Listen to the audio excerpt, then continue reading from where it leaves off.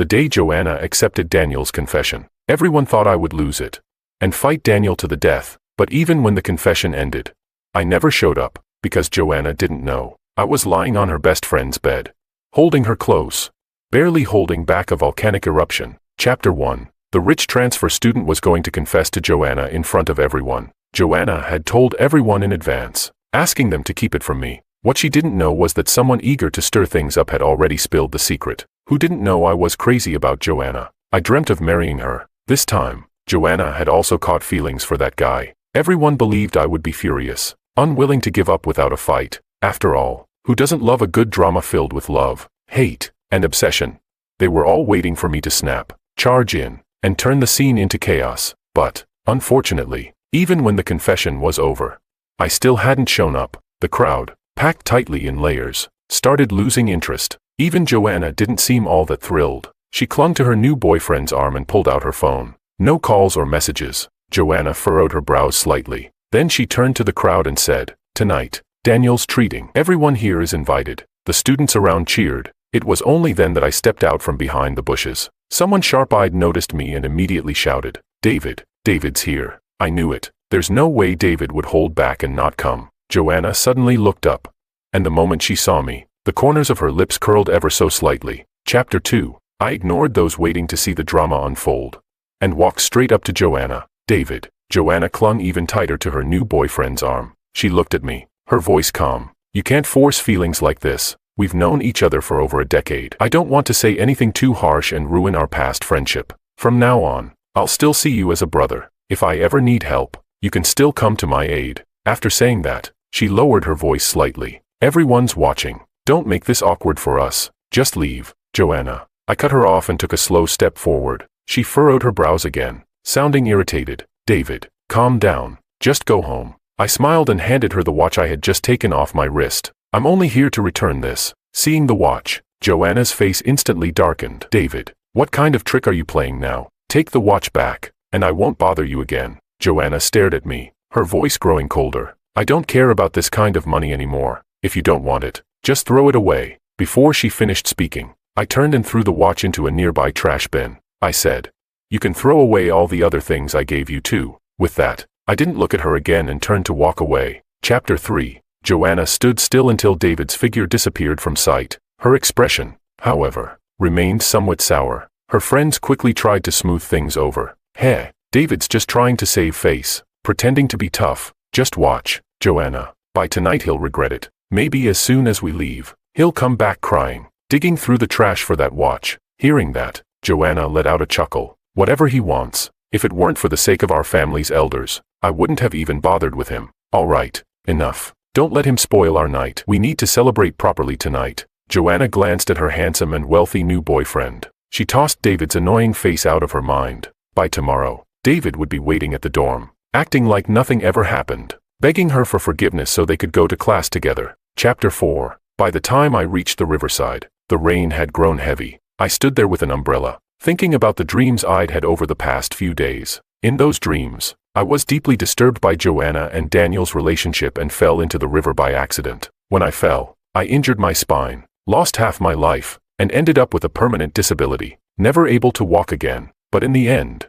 Joanna never came to see me, not even once. I was adopted by the E family, and when they saw me like this, they thought I had no more value to them. So, they sent me back to my birth parents, who were awful, abusive people. My life spiraled downward from there, and I died miserably. After I died, it was the person I'd always distanced myself from who collected my broken remains. Joanna, on the other hand, was happily married to Daniel, never showing up at all. Everything from my dreams had been coming true these days. If it weren't for those dreams, I would probably be calling Joanna nonstop right now. I'm grateful for those dreams. It feels like I've been reborn, bit by bit changing my tragic fate. On the third time dialing, the call finally connected. I gripped the phone tightly to my ear. The name, Camila, hovered on my tongue a few times before I slowly said it aloud. The heavy rain drowned out the world's noise. Only Camila's slightly tired voice came through softly. "David, Camila, it's raining too hard today. I'm stuck by the river and can't get back. Can you come pick me up?"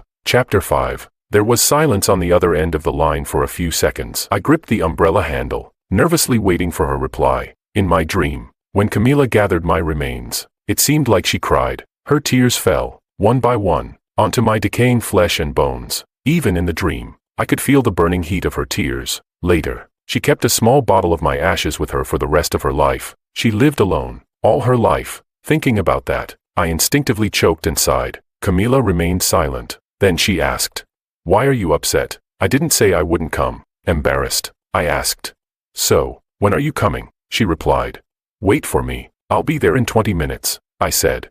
"Okay, I'll wait for you, Camila." She didn't say another word and hung up the phone. 15 minutes later, I gave my umbrella to a mother and child who were taking shelter from the rain. So when Camila arrived, I was already drenched from head to toe. When she got out of the car, her lips were pressed tight, and her face was cold as ice. I brushed aside my wet bangs and gave her a bright smile. "Camila, you're right on time. David, you might as well be dead, you idiot," she said coldly, grabbing my arm and pulling me into the car. Then she tossed me a soft blanket. "Dry yourself off. Don't mess up the car." She glanced at me through the rearview mirror and told the driver to turn the car around. I wiped the water off my head. Then I looked up and started watching her through the window reflection. When she had no expression, she always looked distant and hard to approach. A lot of guys at school liked her, but none of them dared to confess. She was Joanna's best friend and also her roommate. I used to visit their shared apartment all the time to help Joanna move things. And whenever I was there, Camila always seemed to dislike me. Even now, despite coming to get me, she still acted all cold and indifferent. There was no sign at all that she had secretly liked me all along. I shook my head slowly. Everything from my dream had come true. But now, thanks to the changes I've made, many things have turned out differently. Does Camila still like me? If she doesn't like me at all, then am I just adding more trouble for her? She suddenly asked. Going back to the dorm, Camila glanced at me as she spoke. My heart skipped a beat, and before I could stop myself, I said, "Yeah, to your dorm." Chapter 6. Camila suddenly burst into laughter and said, "Joanna's not coming back tonight. You won't see her even if we go." I awkwardly replied, "I know. I'm not looking for her." Camila turned back to look at me, sounding exasperated. "David, are you just making me part of your little relationship drama?" She looked at me, her eyes deep and filled with countless emotions. Suddenly, I felt an inexplicable sadness. I sighed and said, "Camila, you know it too. After what happened today, my roommates all laughed at me, calling me a simp, saying I gained nothing from it. I'm thinking of renting a place tomorrow. Can I crash in your living room for just one night?" I added. "Of course, if it's not convenient. Don't worry about it. I'll find somewhere else." After I finished speaking, Camila didn't say another word, but the car was heading toward her dorm. Chapter 7. I followed Camila into the dorm. She handed me a towel from the closet and said, "The bathroom is over there." After my shower, I hastily put on a hoodie and came out drying my hair. Looking for a hairdryer, Camila was sitting on the couch, eyes glued to the TV. She only glanced at me briefly before quickly looking away. I walked past Joanna's usual spot and sat down next to her. The shampoo and body wash on me were Camila's. In the small space, the same scent lingered in the air, creating a subtle but undeniable tension. Camila stood up, pressing her lips together and said, "It's too stuffy in here. I'll go out to the balcony for some fresh air." She went to the terrace. I curiously looked around at the room's layout. The TV in front of the sofa was playing Pokemon. The coffee table was neatly arranged with books, a laptop, and her phone. Everything was very tidy. I was just about to take a closer look at a small ornament near the corner of the table, when Camila's phone suddenly rang. Joanna's name was flashing on the screen. I didn't answer. The phone rang again, and again, almost without stopping. I called out to Camila from the balcony. "Camila." She quickly turned around and asked, "What's up?" "Joanna's calling." Without hesitation, she picked up the phone and put it on silent. I awkwardly scratched my head, changing the subject. "I accidentally got the couch wet. I might have to sleep on the floor tonight." Chapter 8. Camila looked at me, then at the wet spot on the couch, before turning around and handing me a hairdryer. In a low voice, she said, "Just sleep in my bed tonight." I asked, "What about you?" She pulled out a chair, not even looking back. "I'm going to binge watch my shows." "Oh." Camila grabbed her headphones, just about to put them on when my phone suddenly rang. It was Joanna. Annoyed, I answered the call and said, "Joanna, what do you want?" Camila frowned but didn't say anything, just glanced at me before turning back to her screen. Joanna asked, "Someone told me they saw you go to our dorm. I'm warning you, don't cling to me. The more you do this, the more I'll hate you." I was speechless and just about to respond. But before I could say anything, Camila stood up and came over, straddling my lap, hooking her arm around my neck. Instinctively, I started to push her away, but she leaned in close to my ear and whispered, "David, tell her you're here for someone else." Her fingers brushed against the back of my neck, and my skin instantly heated up like it was on fire. My brow furrowed, and my heart pounded in my chest. I looked down at her, and she looked up at me. Her eyes gradually filled with desire. Hoarsely, I said, "Stop flattering yourself. Okay, I'm here for someone else." As soon as I said that, she grabbed my phone and tossed it aside, burying her head in my chest. The next second, I clearly felt a volcano of heat rising within me. The buzzing in my ears grew louder, and my first thought was to get up and cool off. But Camila clung to me tightly, lifting her head and softly whispering my name, "David." Her warm breath fell on my ear. I struggled to control myself, leaning down to kiss her lips, as she gently broke through my defenses.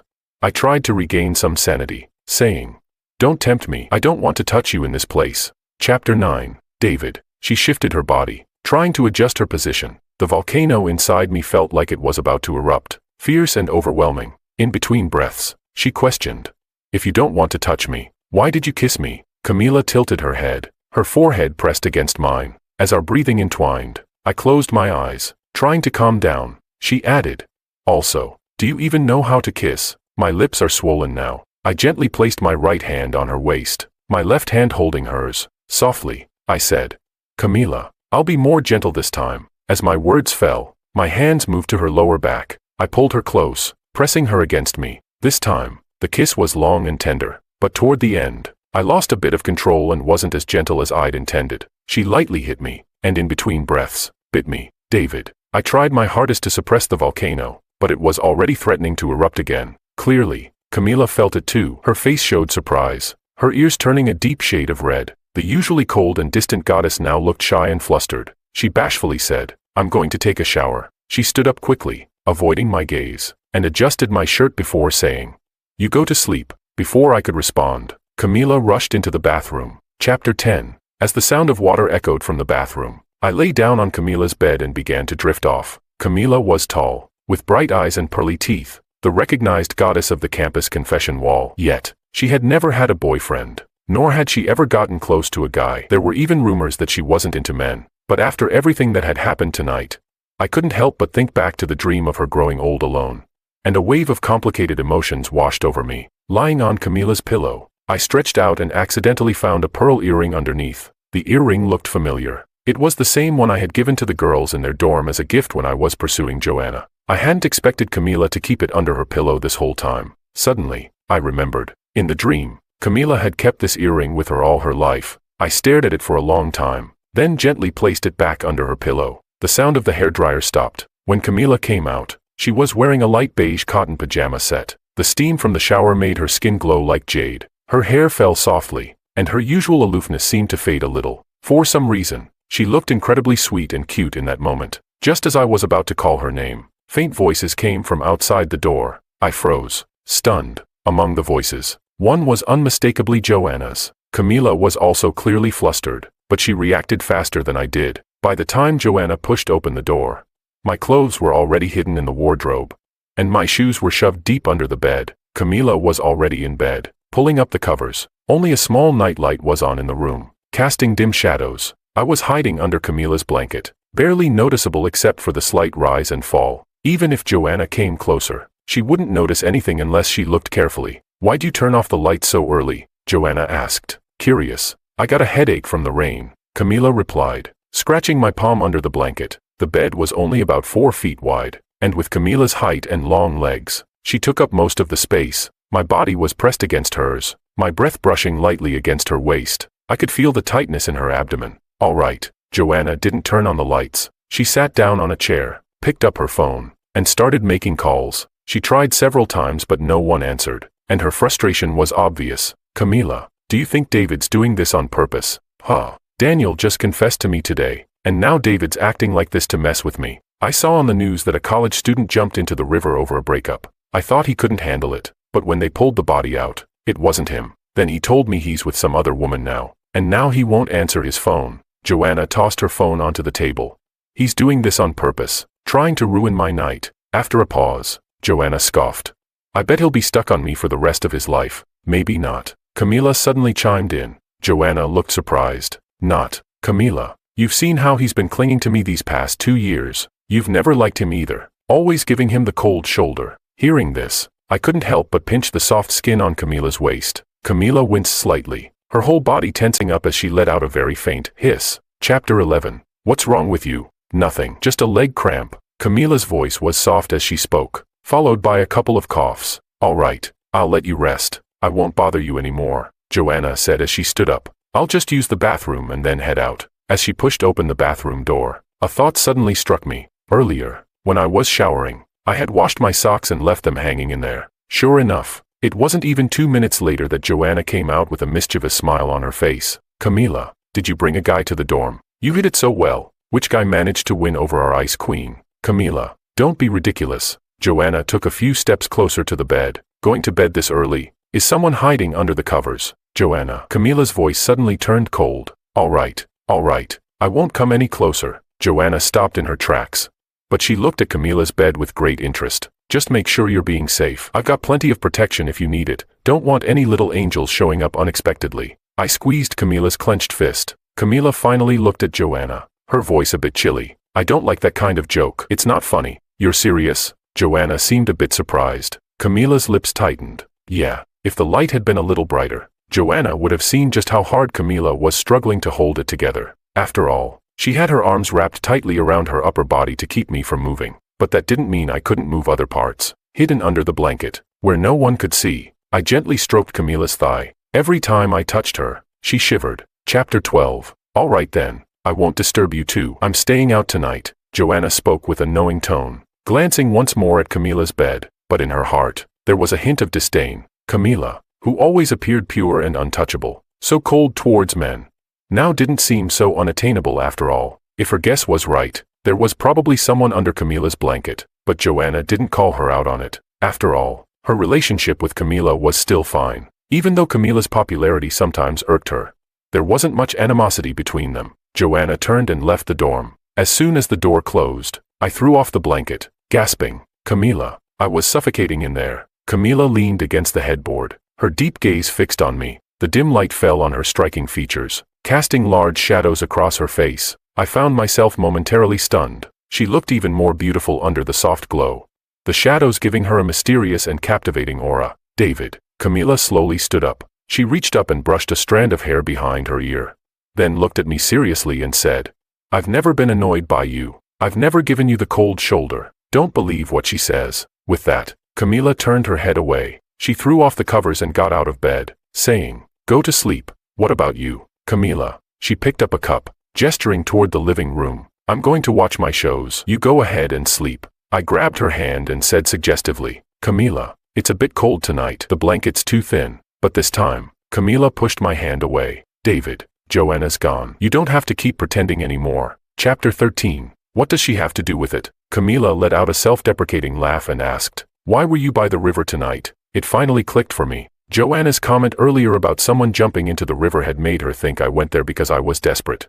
That I came back with her to the dorm just to spite Joanna. I could see why she'd think that. Over the past 2 years, my adoptive parents, the Yi family, had been putting pressure on me. After they found their real son, they considered sending me back to my biological parents. Later, perhaps seeing that I still had some value through my engagement with the Liu family, they begrudgingly kept me around. To me, Joanna had become a lifeline. I thought that, since we'd grown up together, she would feel something for me, and I clung to the hope that she would help me out. I pinned all my hopes on Joanna, but to everyone else, it just looked like I was obsessed with her, driven mad by love. And then there was Camila, as Joanna's best friend. She must have witnessed so many of those moments when I pathetically clung to her. Camila, I wanted to explain. But she was already standing up. Set an alarm and leave early tomorrow. You don't want anyone seeing you. She didn't stop, didn't even turn back. I gritted my teeth and said, Then what about all those times you kissed me tonight? What about everything we did earlier? What did that mean? Camila suddenly stopped in her tracks. She turned around to look at me, her eyes reddening. I continued, I know you're tired of me, but tonight, thank you. If you really don't want anything to do with me, I'll leave now. I got out of bed, not caring that I couldn't find my shoes. I walked barefoot toward the door. As I passed by Camila with my head down, I realized her face was already streaked with silent tears. David, Camila grabbed me. I told you, I don't hate you. I immediately pulled her into my arms and asked, Then, do you want me to take responsibility for you? She hesitated, and before she could answer, I cupped her chin and kissed her deeply. She responded to me with the same passion. her breathing growing heavier. She whispered, "David, if you really want to take responsibility for me, then do it completely." I held her slim waist and solemnly replied, "I will." Chapter 14. During the long holiday, I went to the city where my biological parents lived. I stayed there for 3 days. By the time I left, those two rotten people, addicted to gambling, drinking, and worse, had already been taken away by the police. What awaited them was the harsh and unrelenting hand of the law. Human trafficking, gambling rings, and forcing women into prostitution. Thanks to those dreams, I had all the evidence. I didn't need a second life or a rebirth. In this life, I could completely rid myself of these devils and ensure they were punished as they deserved. As I boarded the plane, I let out a long breath. The biggest burden on my mind had finally been lifted. In that moment, I felt free and completely relaxed for the first time. When the plane landed in the capital, the first thing I did was let Camila know I was safe. She didn't know the real purpose of my trip. Thinking I had just gone on a short trip with friends, Camila asked, "Are you ready for me to come over tonight?" Camila was planning to move into my new place. It was no longer convenient for her to stay in the same dorm as Joanna. I replied, "Everything's ready. You're welcome anytime." She paused for a moment and added, "David," I asked, "What's up?" She said, "It's Joanna's birthday today, and she's throwing a party tonight. She told me to bring my boyfriend." I had forgotten. Joanna's birthday was during the National Day holiday. "David, do you want to go with me?" I didn't answer right away, feeling conflicted. It wasn't that I didn't want to go public with my relationship with Camila, but soon, the family might sever ties with me. When that happened, the truth about my poor background would be revealed to the world. I knew Camila wouldn't care, but I didn't want her to be criticized by others. Just like in the dream, they had condemned her for being with a man of low status, calling her unfilial and disrespectful, breaking her family's heart. But, as Camila had said that day, since I wanted to take responsibility for her, I had to take full responsibility. You can't have it all, after all, Camila. I took a deep breath and asked, "Do you want me to go?" "Yes," she answered without hesitation. "Then come pick me up, and we'll go together." I was still holding the phone when I looked up and caught my reflection in the window. I realized I was smiling brightly. "David, look outside." When I looked up, it was like a scene from a movie, everything moving in slow motion. The smile still hadn't faded from my face as the airport announcements faded into the background. In the bustling crowd, I saw only Camila. She waved at me. And, without caring about anything, she ran straight toward me. I dropped my luggage and spread my arms. She threw herself into my embrace with so much force, but I still caught her securely. She wrapped her arms around my neck, her face beaming as she teased, "You've got a strong core, huh?" I looked down at her and chuckled. "My back's strong too. Want to test it?" She poked my shoulder and whispered in my ear, giggling, "Test it. You might be quick to run out of steam." I shook my head, exasperated, and muttered, "Just you wait. Don't beg for mercy. Crying won't help." Chapter 15. Tonight's birthday party was, as expected, packed with people. Joanna made her grand entrance in a stunning purple silk gown, the smooth fabric clinging to her slender frame, swaying lightly with each step like starlight moving through the night. Daniel, looking dashing and confident, wore a custom-tailored suit, with every detail from his cufflinks to his hair perfectly in place. The two of them together made a striking pair. Daniel, basking in the praise of his friends, glanced over at Joanna, but she seemed a bit distracted. "Joanna." Daniel called her name a few times before she snapped out of it. "What is it?" "It's getting late. Everyone's hungry, but not everyone's here yet." "Who's missing?" "Camila hasn't arrived." Daniel nodded. "Oh, and I remember. David hasn't shown up yet either." Someone else chimed in. "Yeah, it's Joanna's birthday. No way David would miss this." But Joanna cut them off. "I didn't invite him. Even if he comes, I won't let him in." Daniel tried to calm her down. "Joanna, don't get upset. It's your birthday today. Don't let an irrelevant person ruin your mood." "Right." Joanna looked at Daniel and nodded. Daniel really was handsome and wealthy, and he knew how to charm women. David, though sweet, wasn't what she wanted. So, when Daniel appeared, she was instantly drawn to him. But after getting together, she realized he wasn't as great as she'd imagined. This past month, David hadn't been waiting for her outside the dorm. They hadn't gone to class or the cafeteria together. He'd completely vanished from her life. Even when they occasionally crossed paths at school, he would turn and walk away. Joanna had to admit, she wasn't used to it. Yes, that's all it was, just a matter of habit. She wasn't used to someone who had always revolved around her suddenly becoming cold. She wasn't interested in David, nor would she risk upsetting her family for a fake heir like him. But they had known each other for years. Joanna thought to herself, maybe tonight, if David couldn't resist and came to find her, she wouldn't need him to grovel, as long as he apologized sincerely.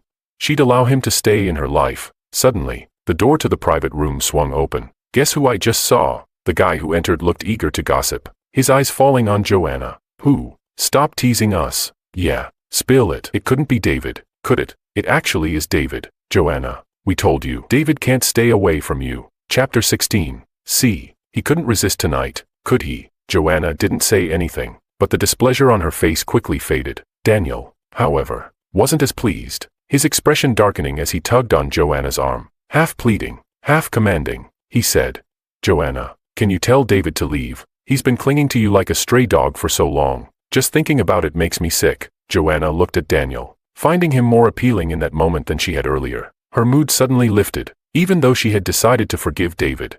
He still needed to be punished for making her angry these past few weeks. Fine, let him leave then, Joanna replied casually. Who are you asking to leave? David's voice came from behind.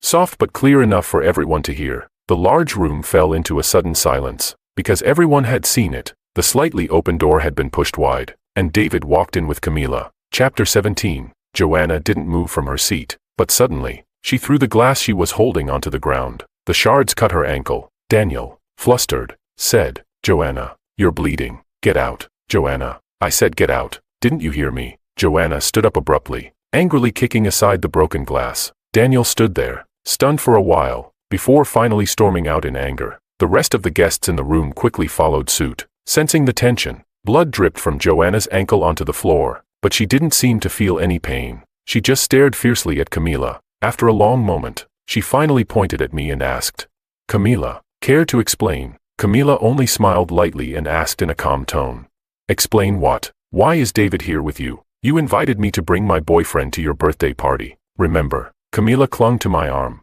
leaning against me closely. Joanna's anger flared like a cat bristling. She swept all the cups and glasses off the table with a furious swipe of her hand. She screamed, Camila, do you even know that David is mine? Camila asked, yours in what way? Is he your boyfriend, your fiancé? Or do you think just because someone once liked you, they have to stay in love with you forever, while you get to string them along? Joanna ignored her and continued, you knew David liked me, and you still went behind my back. Is this how you treat your best friend? With that, she reached out to grab my arm. I grasped her shoulder and shoved her hard, causing her to fall to the floor, her purple dress soaking in the spilled wine. I said, exasperated, Joanna, stop flattering yourself and stop clinging to me. There's nothing between us, so there's no wall to be broken. Even if Camila dug up your grave, she wouldn't find me. And by the way, I'm the one who sought her out. I don't like you. No, I haven't liked you for a long time. Did you hear that clearly? I looked at her, realizing that I had long since let go. After all, any man with even a shred of self-respect couldn't keep liking someone who treated him like she did, like a toy to be called and dismissed at will. Maybe during those years when we grew up together, there was a bit of vague affection. But after my true identity was exposed and her attitude changed, those feelings had long faded to dust. David, what did you say? Joanna looked like she'd just heard the most ridiculous thing in the world. She struggled to her feet and said, you almost jumped into the river for me, and now you're saying you don't like me. I sighed. I never intended to jump into the river for you. It's not that serious. Who do you think I am? The reason I went to the river that night was to find an excuse to see Camila. Joanna froze, staring at me with wide eyes. After a long moment, she glared at me, gritting her teeth as she spat out her words one by one. So, that night, the person in Camila's bed was you. Chapter 18. Yes, it was me. Joanna, just focus on your own relationship. I told you that night, I will never come looking for you again, and I meant it. With that, I didn't spare her another glance. I took Camila's hand and turned to leave. Camila, let's go home. You wanted to see what the new place looks like, right? But Camila didn't move. She looked at Joanna with a calm yet sharp gaze. She said, Joanna, David is my boyfriend. He has nothing to do with you. I don't want to hear you spreading rumors that he's somehow still yours. Joanna, completely losing her composure, turned to me and screamed in frustration.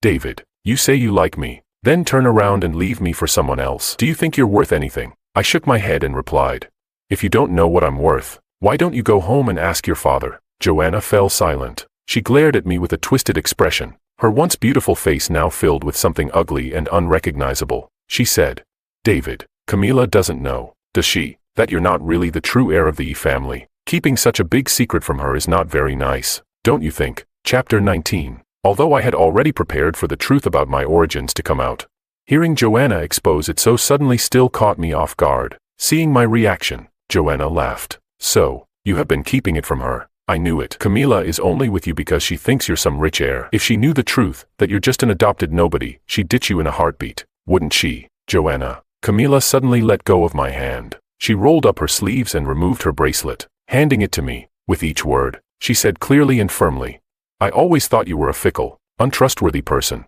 but I never considered you evil. But now I see that I was wrong. Camila stepped forward, grabbing Joanna by the hair and yanking her toward her, causing Joanna to scream in pain. Just as Joanna was about to fight back, Camila raised her arm and slapped her across the face, again and again, with all her strength. As she slapped her, she said, You're not just a worthless piece of trash, but also a despicable lowlife. And another thing, Joanna, I'm not like you. I don't care about who's rich or who's the heir of whatever family. I like David for who he is, not for his name or family. If his name were David or Chenze, I would still love him just the same. Joanna's face turned bright red, but she still retorted, A guy like him, who knows how many girls he's tricked into sleeping with using a fake identity. Trash attracts trash. You two deserve each other. Before she could finish, I stormed forward, burning with rage, and delivered a slap that knocked one of her teeth out. She fell to the ground, clutching her mouth in pain, too shocked to speak. Camila grabbed my arm as I was about to continue, urging me, David, stop. You'll get into trouble. I nodded, stopped, and took her hand. Camila, let's go home. Chapter 20. As we reached the car, I stopped and called her name. Camila, do you believe me? What? I looked straight into her eyes. She was wearing a light-colored silk blouse, her teary-eyed look making her appear delicate and vulnerable. It made her earlier actions of slapping Joanna seem even more captivating. I felt incredibly moved by her. For years, I had tried so hard to prove something, desperately clinging to any lifeline I could find, but it always ended in disappointment. The elders who once doted on me no longer cared. They didn't hit me, but their cold indifference was more than enough to crush a teenager's spirit. My biological parents were greedy demons, and I lived in constant fear of being sent back to them, where my life would be ruined forever. Even the childhood friend I grew up with looked down on me, and until my last breath, I didn't realize there had been someone who had quietly loved me all along. Luckily, everything from that dream would never happen now. I said, I really didn't go to the river because of Joanna. And also, I've never been with anyone before. You're my first, and only, girlfriend, David. Camila stood on her toes and kissed me. I wrapped my arms around her shoulders, kissing her back. Finally, she gently rubbed my palm and whispered, David, I don't care about any of that, but hearing you say it still makes me happy. I nodded and said, I know, Camila, I'm telling you this because I don't want anyone to throw dirt on my name. I'm doing this for you, but also for myself. With that, I smiled and pulled her in even tighter. Camila, let's hurry home. You're dressed too lightly. You'll catch a cold. All right. She held my hand tightly, very tightly, and from that moment, she held it for the rest of our lives. Chapter 21. Before Camila and I made our relationship completely public, I went to the family and had a long conversation with the elders. In the end, with some help from Martin, the true heir of the family, I regained my independence and was no longer tied to the family or my biological parents. I chose this moment because I knew the family and my biological parents too well. If they learned about my relationship with Camila, they would cling to the Sue family like leeches, and I didn't want to drag Camila or her family into that mess. As I left the household, Madam wasn't too pleased. David, we raised you all these years, spent millions on you, and we haven't gotten a single penny in return. But my mindset had completely changed by then. The family had raised me for 16 years, and until the real son returned. I had lived a difficult few years, but they hadn't starved me. Even Martin, who once harbored hostility toward me, had unexpectedly changed his attitude. It was true that he had once been involved in the decision to kick me out of school and send me back to my biological parents. But now, he was also the one who helped me resolve my final issues, and convinced Madam not to air my dirty laundry publicly. Now, I was free. I was David again, no longer bound by anyone or anything. I was content. Madam, I bowed respectfully to ye, Madam. I will never forget your kindness in raising me. Easy for you to say. Ye, Madam looked at me coldly. You couldn't even win over a childhood friend like Joanna. What future do you have? Forget it. Just go. I can't stand the sight of you. She waved me off. I didn't bother explaining further. I just shot Martin a look. Mom, I'll walk David out, Martin said. Her expression softened immediately. Come back soon. We're having dinner. Got it. Martin smiled and led me out of the house. We stopped in the garden. We looked at each other, and suddenly, we both burst into laughter. Bro. I hugged him. Thank you. At the same time, Martin quietly said, David, I'm sorry. We didn't say much more, but we both understood. Martin's apology was for the David in the dream. My eyes grew red, and Martin shed tears too. Finally, he squeezed my hand tightly and said, "David, this time, you have to be really, really happy." "I will, bro." "You too." I would repay the family's kindness in raising me by helping Martin in the future. He had suffered for 16 years, while I had lived in comfort for those same 16 years. In the dream, I had once hated him. But now, I let go of all the past grudges. Chapter 22. When Camila took me to meet her parents, I was genuinely nervous. Mrs. Su had become a devout Buddhist in recent years, though I didn't know why. Every year, without fail, she would go to Pajisi Temple to burn the first incense of the year. "Don't be nervous. My mom has become very kind-hearted since she started practicing Buddhism, and my dad just goes along with whatever she says." I nodded, trying to suppress the anxiety rising in my chest. I was about to mentally rehearse the lines I'd prepared when Camila suddenly said, "David, my mom's already coming out to meet us." Sure enough, Mrs. Su was walking down the steps towards the car. I had no choice but to steel myself and face her. "Mom, this is David." "Hello, ma'am, I'm David." I greeted her politely and handed over the gift I'd prepared. Mrs. Su smiled as she accepted the gift, but her eyes never left me. Even after we entered the living room, she continued to observe me intently. Then she suddenly insisted on taking me upstairs to the study. I was a bit worried and glanced at Camila for reassurance, but Mrs. Su patted my shoulder and said, "Don't be nervous, David. Let's just have a little chat upstairs." Then she turned back and teased Camila with a smile. "No need for you to be nervous either. I'm not a monster, am I?" All I could do was offer a stiff smile and nod. Mrs. Su seemed to be in an exceptionally good mood, holding onto my hand as we went upstairs. "Look, Mr. Su, isn't David just as I said? Handsome and refined?" Mr. Su, a gentle and scholarly man, nodded repeatedly. "Indeed, he's very well-mannered, a good young man." I was completely bewildered, unsure of what was going on. Mrs. Su's eyes were red as she explained. "David, don't get the wrong idea. This might sound strange, but I've been having the same dream for years." In the dream, Camila never married because of a boy, and she passed away all alone in her 40s. At first, her father and I didn't believe it. We thought it was just a dream. But then, piece by piece, everything else from the dream came true. Her tears flowed freely as she continued. "I've spent these years praying and following a vegetarian diet, all for Camila. I was truly scared that the final part of the dream would come true. I always thought, if that boy really existed, how wonderful it would be if he could be with Camila. And now, seeing you, I know my prayers weren't in vain. David, you and Camila must take good care of each other." My vision blurred with emotion. In this world, there were people like my biological parents. And then there were people like Mrs. Su, who loved their children fiercely. How lucky was I to have found Camila, and to have such a good family. Finally, all the regrets from the dream had been resolved. Epilogue, Camila. After we graduated from university, David and I got married. We moved into our own home. And one day, while David was taking a shower, I pulled out the pearl earring I had always kept, but this time, I put it on, and only the earring. When David came out of the bathroom, I was lying in bed, completely covered by the blanket, pretending to sleep. "Camila." He kissed my cheek softly, his lips warm against my skin. It tickled, and my lashes fluttered, but I kept my eyes closed. David chuckled lowly and kissed me again before pulling back the blanket to get into bed. But as soon as he lifted the covers, he froze. "Camila." The soft glow from the bedside lamp gently illuminated the room, casting a warm light over me, the pearl earring glinting under my hair, between the curves and shadows.